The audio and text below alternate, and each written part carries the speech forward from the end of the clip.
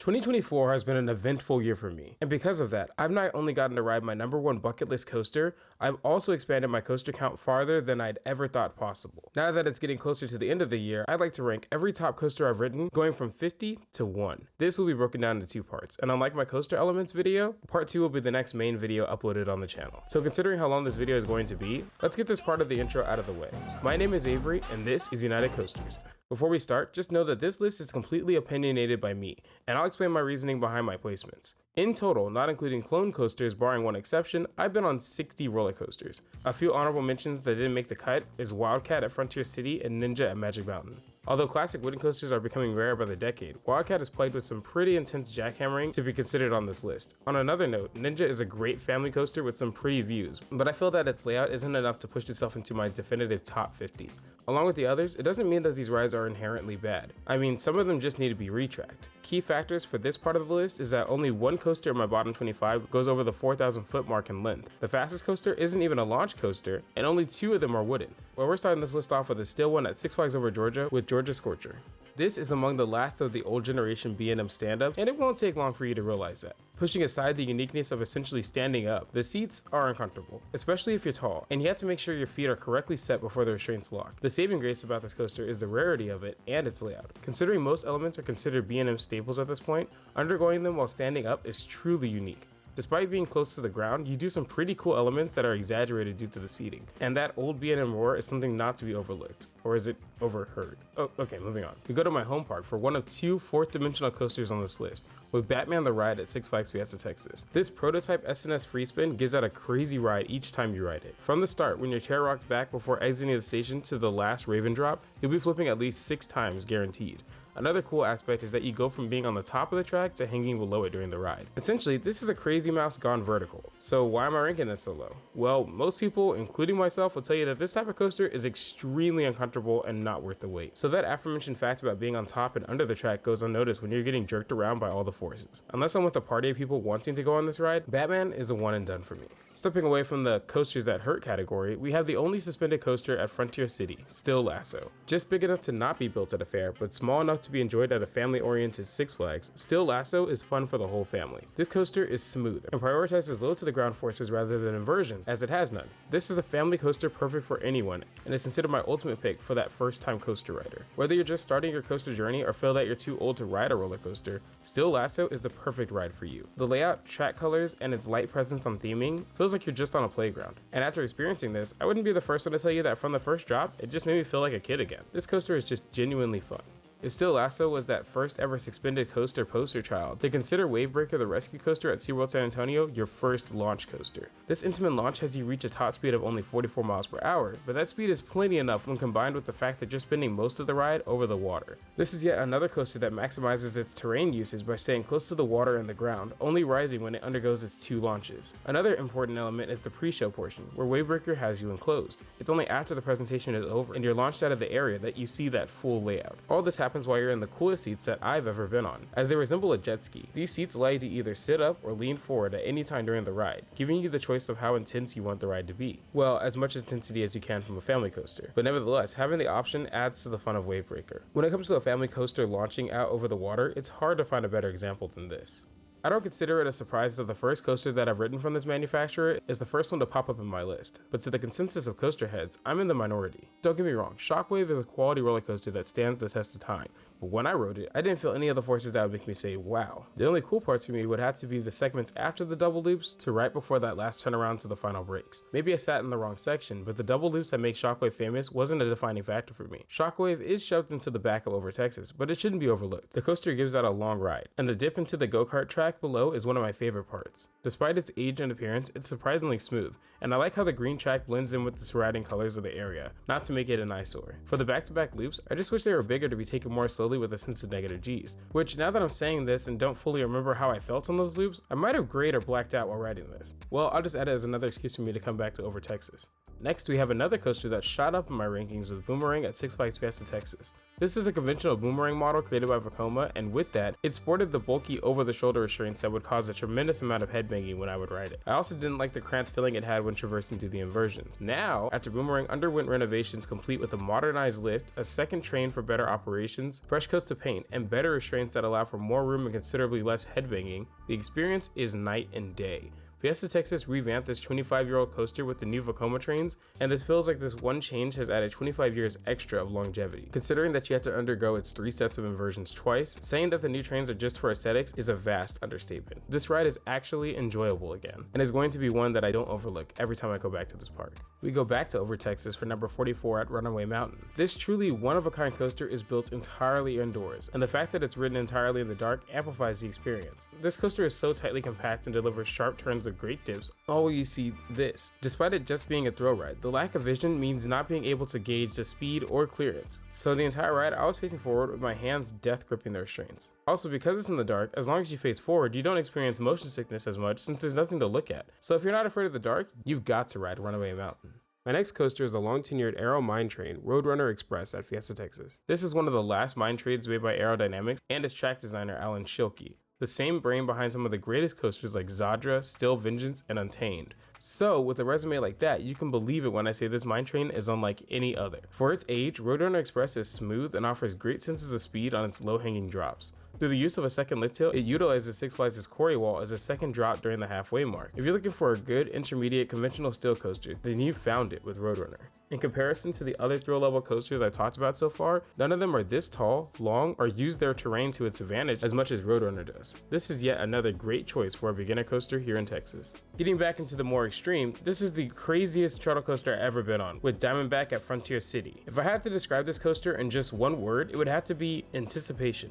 That's because it's mostly what you'll be doing when the ride starts and at the midpoint. Diamondback is old and uses a complex winch system to launch you forward and backwards through its only loop, but those launches are some forceful ones as it drags you down close to the ground in both directions. The best parts of Diamondback are all the quick changes of voices, from positive G's turning into negative G's off the launch and the drop, to the brief weightlessness you feel at the top of the loop, to the negative G's you take on exiting and rising up the station. This ride experience changes for everybody in every seat, as you can either get pulled down on that first drop or sit in the front so you get that maximum G force when you drop backwards. I guess the only thing slowing this ride down is the fact that you have to wait for that winch to reset every single time it drops. The next coaster is a prime example of what a terrain coaster is supposed to do in Riddler Mindbender at Six Flags Over Georgia. This coaster far surpasses its relative Shockwave at Over Texas in terms of overall excitement. I didn't realize this until recently, but if the loops were removed on this, Riddler Mindbender would be a conventional out and back wooden coaster layout, but with a still track. So this coaster capitalizes the layout by adding those two amazingly forceful loops, with the second one set up deep in the ravine. Considering that most people will see this coaster first when entering from the parking lot, the use of the terrain makes Riddler Mindbender feel secluded in all directions while on this ride. The green paint adds to its placement in the area as a serene, yet loud, but otherwise enjoyable coaster.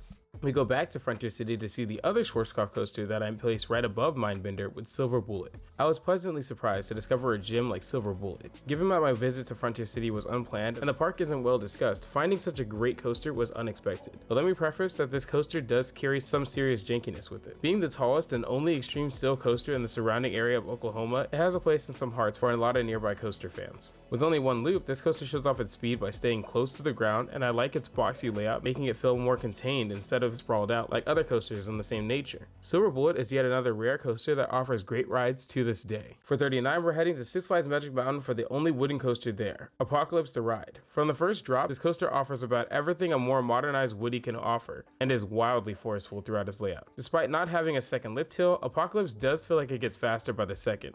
The positive and negative forces come at you in almost every direction, and you feel that, along with that sense of speed on this coaster. This is definitely noticeable on the station flyby element. Considering that Apocalypse is the only Woody at this world-renowned amusement park, Magic Mountain is a good place for it, considering how chaotic this coaster truly is. Okay, we're 12 down with 13 to go before hitting spot 25. So if you're enjoying this, consider subscribing. It really helps with the channel, and bigger number makes brain go happy. Next, we have the only B&M at SeaWorld San Antonio with Great White. Despite it being a clone, this coaster was built before the turn of the century, and with that carries characteristics of a rugged inverted coaster. For better or worse, you can feel the age of Great White in every one of its 5 inversions. But despite its age showing, I like to feel it gracefully swinging low to the grass and flipping over the walkway in that 0G roll. The theming for this coaster is essentially non-existent, but for this specific Batman clone, I feel that its location in the park adds to my placement on this list.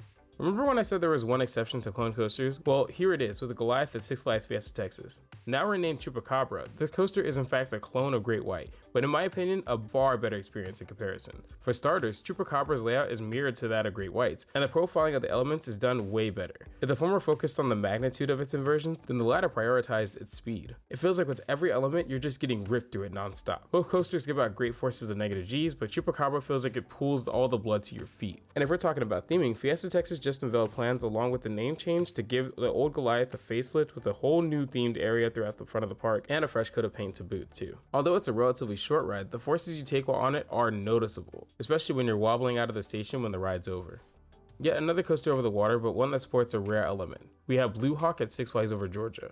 This Vekoma-made coaster is the only coaster in the US with a butterfly element, but before experiencing that, you have to strap in and commit to the fast and confusing track layout before you. Because it's over water, Blue Hawk never gets too low, leaving you feeling elevated even after exiting its 5 inversions on the ride. This coaster is notoriously bumpy, but since it's so unique, I can get past that experience. Blue Hawk does get better on straight parts, but there's not a lot of them considering this is a multi-inverting coaster. And my favorite part is that double corkscrew near the end of the ride that looks better to be on than it does to watch from an off-ride perspective. If Blue Hawk was cool for being over a park lake, then Iron Shark far surpasses that by being placed over the Gulf of Mexico. Albeit a considerably smaller coaster, this Gerstlauer Eurofighter offers way more than what its layout is drawn up to be. I've gone extensively into detail about Iron Shark, as it's one of the first hidden gem coasters out of 4 that made this list. Highlighting the points on why it's here, I have to start off with that first drop. This is my first Eurofighter model I've been on, and after climbing the lift hill, I was in shock about that 90-degree angle on that first drop. I also like that little off-axis hop after the first turn, and of course that ending brake run where Iron Shark holds you over the ocean. Another great aspect is how smooth this coaster is, as it's perfect to marathon while at Galveston Pier.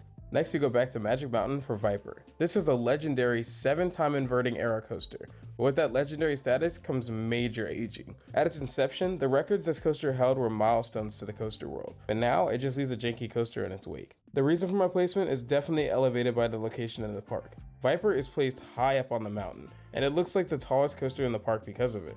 With only being close to X2, Viper stands out as the only conventional coaster in the area, but being conventional is not the best way to describe this coaster, as you're thrown awkwardly from one element to the next. It would be no easy task to retrack and overall refurbish Viper to its previous glory, but it has to stay in my bottom 25 until that happens. Next we look at my first entry from Busch Gardens Tampa on my list, with Tigress. This is my only Skyrocket 2 model I've been on, and I, for one, love these models. I guess you could say that the only caveat is that one train operation, and long wait line because of it. But on my visit to Busch Gardens, the quick queue is my friend, and I marathon this coaster, getting a true critique on this crazy layout. A coaster with such a small footprint shouldn't be able to deliver one of the most aggressive rides in the park, but Tigress delivers that with its sharp drops and rocking launches. If you've ridden Tigress and don't know what I'm talking about, then you need to ride this in the back, as it gives the most force on that drop after the inline twist. The color of its vibrant orange adds to the surrounding areas and allows the coaster to stand out. If anything, this coaster model can carry a small park, if it weren't for its long wait times. A coaster that kind of fixes wait times is that of Wonder Woman Golden Lasso Coaster at Fiesta Texas. Yet another prototype coaster, this one uses a moving queue, which allows riders to get on and off the coaster way faster than a normal station. But going beyond that, this ride is whippy and extremely precise in its elements, all while being done on a single rail. Wonder Woman is the only coaster at the park that noticeably delivers on its airtime because of its aggressive ejectorness on the drops, and the type of airtime is appreciated because of how smooth it is. This coaster would be a mess if it didn't find that balance between forcefulness and jank. So the fact that Fiesta Texas is investing in resources to keep this coaster smooth speaks volumes into its reasoning of being on my list. Another point is that single rail seating. The freedom of not being confined by someone on either side of you is rare in most coasters, but that sense of freedom is only felt before the first drop, as I tend to be clenching onto my lap bar throughout the majority of this ride. We go from one RMC to the next with New Texas Giant, the first of 8 total coasters on my list that go past the 4,000 foot mark in length. New Texas Giant was my first coaster that I felt like I've truly conquered. Maybe it's the location in the park, maybe it's the intimidating first drop, or maybe it's that chicken coop at the station for people who chicken out before riding. All I know is that this coaster lives up to its name of being giant. Despite it not having inversions or crazy transitions as other RMC coasters do, New Texas Giant offers exaggerated wave turns and great moments of airtime. Its entire layout feels like the blueprint for the future coasters of this manufacturer, and it delivers on all aspects from its drops to its tunnels to its ending bunny hills. While this hybrid takes drawn elements, Switchback at ZDTs delivers a fast-paced layout that goes both forward and backwards. This one-of-a-kind wooden shuttle coaster rips through that small layout from the first drop. Yet another coaster I marathoned, having the pops of airtime go from being quick punches to actual actual drops on the return trip is something only Switchback can pull off. With Timberliner trains, this coaster is comfortable, smooth, and focused on delivering a thrilling ride. Being only an hour away from this hidden gem, I'm sad to say that it's being sold to another park in the not too distant future. So with that in mind, I recommend going out and riding it if you can, because I know I will before it goes. Going west of Texas, we go to California for the first coaster on my list at Knott's Berry Farm, Hang Time. This coaster makes Iron Shark look like a cakewalk in terms of both height and inversions. Being so high up in the air, it practically juggles you more than delivering positive forces. That being said, the only time you'll be pushed back in your seat is after that delayed first drop. The view off-ride far exceeds that than on the ride, except for the holding brake part, because most of the time you'll be upside down on Hang Time. Another big reason for that too is the light package the coaster sports at night. I'm not the first one to say that night rides on coasters change even the mildest ones to top 10s, but I'm sure that's the case if you've ridden Hang Time during the light show. But since I didn't get a chance to ride it like that, it's gotta stay at my bottom 25. For a Eurofighter that goes more horizontal than vertical, we have Daredevil Dive at Six Flags Over Georgia. In terms of specs, this dwarfs the aforementioned Hang Time, but I felt like I had more overall enjoyment out of this than the other coaster.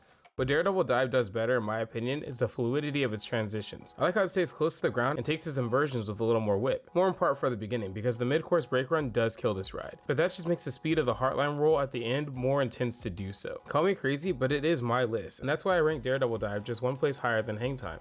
For number 27, we have my first coaster that I've ever ridden in Still Ill at SeaWorld San Antonio. Even though this is in my bottom 25, it really does hold a special place in my heart. This Morgan Hyper-like coaster gives out some of the best moments of airtime and positive G's in San Antonio. The fact that the first drop is more gradual than the second one allows for you to just experience the fun of a coaster than the fear of one. The layout is long, goes close to the water, and travels out of the general area on its return trip. And that return trip is chock full of airtime hills as it varies from floater to some great ejector moments. Its striking colors of purple and gold makes it stand out in the skyline, and it's a certified staple to all roller coasters in San Antonio. Knowing that Still Ill is entering its 26th year of operation, I'm glad that it can still deliver a quality and air-packed ride to coaster fans both young and old. For the last coaster on my bottom 25, we have to go back to Fiesta, Texas for Dr. Diabolical's Cliffhanger. What's not to love about a B&M dive coaster?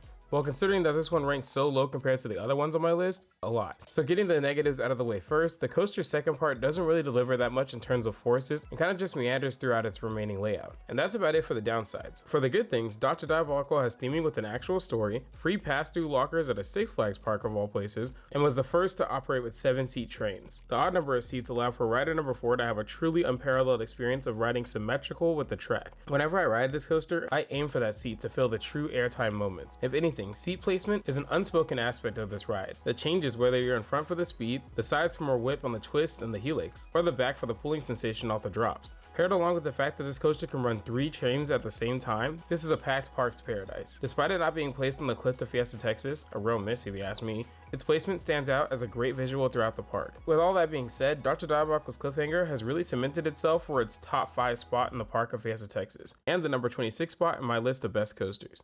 That's it for my bottom 25 in my rankings. Next time I'll have my list from 25 to my top 10 to my number 1. And I can't wait to tell you all about them. If you've already thought my list was leaning from one side to another, or if you thought you would have ranked some coasters differently, feel free to tell me in the comments. Also, don't forget to subscribe and ring the bell to be notified when I post part 2.